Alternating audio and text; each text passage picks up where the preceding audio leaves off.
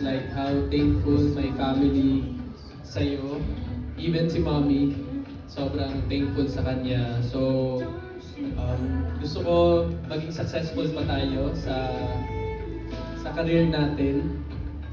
And kung ano man yung mga pagdadaanan pa natin, sana malampasan pa natin. Yung relationship po kasi namin, it's not perfect and we're very far from being perfect. Nagkakaroon din po kami ng mga problema and thank you sa'yo kasi pinaramdam mo sa akin kung paano i-welcome ng family mo. Kumbaga kung paano kami nagtatago noon hanggang sa grabe yung struggles namin sa career, personal careers namin hanggang sa kung paano binago ni Patrick yung life ko.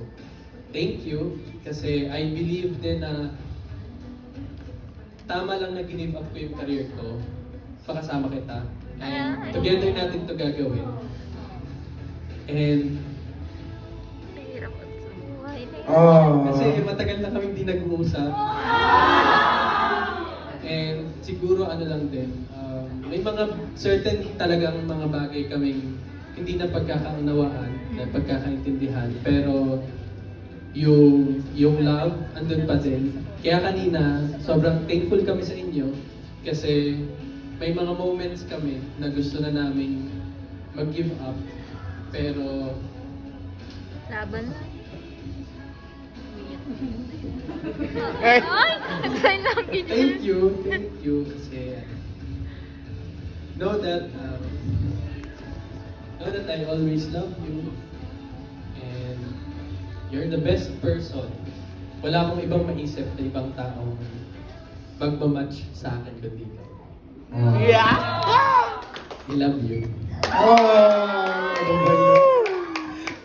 Wala naman akong partner dito. Ayan, ang ganda ng sinabi ni Ding Dong, no? Mula sa itinatago, ngayon, ipinagsisigawan na ang pagmamahal, di ba? Palakpakan naman natin si Ding Dong and Patrick. And of course, this is